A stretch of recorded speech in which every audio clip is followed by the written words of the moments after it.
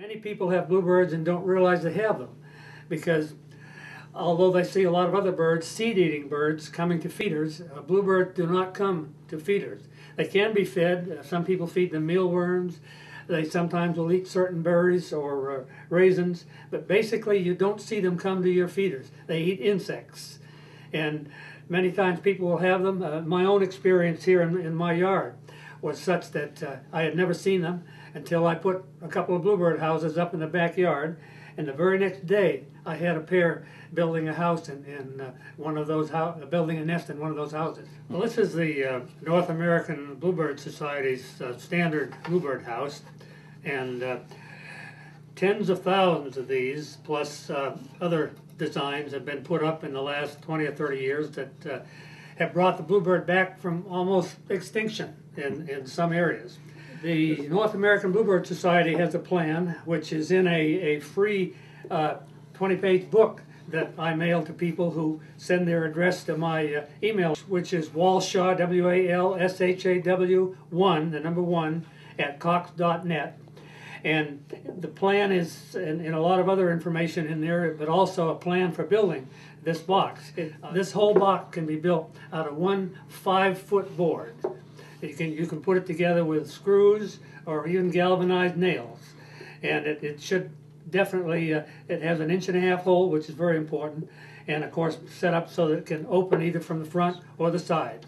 And although many people just will use some little simple catch to hold the door together, I prefer using a Phillips head screw because it's almost foolproof against any vandalism or children messing with it, because people just don't walk around with a Phillips head screwdriver in their pocket. There's some very definite reasons for why this box looks this way. One of the most important is that it's long and skinny, because you want the bluebird nest to be all the way down in the bottom so that birds like starlings and blue jays can't reach in and get the babies. It opens from the front. It could open from the side. That allows you to look in there and see what's going on. It also allows it to be cleaned out after the babies fly. You clean the nest out completely because another pair or the same pair may build another nest. Several other things about this house.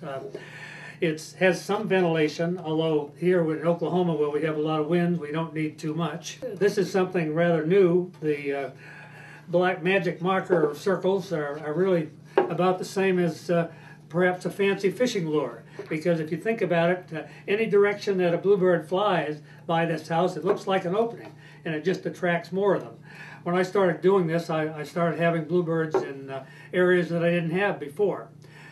There's a lot of ways to put these up. One of the simplest and cheapest ways is to put them up with on those T-poles that farmers use for barbed wire. A couple of holes with some wire through the top and the bottom, and then put up against the pole in the direction that you want to have the house. You're really better off to put it up in the direction of where they feed. Again, that's short grass areas. They hunt like a hawk. They sit up on a branch. When they see a cricket or a grasshopper, down they go and get it. So it's very, very important to have them up in areas where there's short grass. Golf courses, cemeteries, grazed pastures. That's another way to put them up, which is something rather new in recent years, and that is to hang them. Golf courses just absolutely love that sort of thing. I hear a bluebird in the background. That's our bluebird clock. Anyway, I worried about it in the Oklahoma winds, because some days I'd have a problem even catching up with it just to take a look at it because of the winds. But believe it or not, the bluebirds love it because it's almost predator-proof. There's no way a raccoon can climb into it.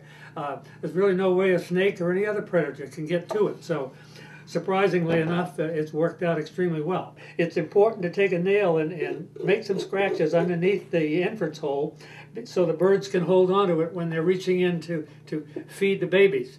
There should be no perch, because a perch encourages house sparrows, definitely. The most significant problem, and it's a problem many bluebirders have a problem adapting to, is the fact that although this 1.5-inch hole will not let starlings into this house, The other predatory bird, of course, is the house sparrow, which is not really a sparrow. It's a weaver finch. It's an alien bird, came in from Europe, and it has a heavy bill. Our native birds, especially bluebirds, just don't have any defense against it. It will go in there on top of a bluebird house, a bluebird nest, kill the adults, kill the babies, smash the eggs. So what we do when we see that a house sparrow has tried to build a nest there, we have a little, what we call an in-box trap. It goes inside the house, and although it's called a trap, it doesn't injure the bird in any way. The bird trips a little trigger in the back, which drops this little trap door so they can't get out. And that's important because once in a blue moon a good bird flies in, and you certainly don't want to hurt it. What you do once you have that trap tripped, a plastic bag is put over the house, and the bird is allowed to fly out into that bag. And when you see that you definitely have one of those killer house sparrows, you just whack it or dispose of it in some other way. It's rather interesting. Women have a real problem with this. Of course, women have not been raised to hunt and fish and trap like many of us men have, but once they realize that unless they kill house sparrows, they're not going to be able to raise bluebirds in this area. And what they do, so they don't have to touch that bird, is once they get that bird inside that plastic bag, they just whack it against the sharp object, a post or something, and they're able to dispose of that house sparrow without having to touch it. And it is something that does work for them. I often tell people one of the most important things that really caught me in the bluebird world and kept me interested is the fact that they grow so very rapidly. From the time an egg hatches, the time a bird flies from this house is only 19 days. Amazing, amazing growth.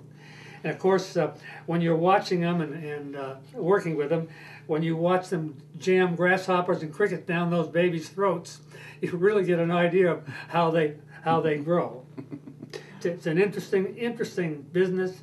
You are fighting predators, everything from ants to snakes and raccoons and house sparrows. But on the other hand, when you stay with it, you realize that you're able to help the bluebirds.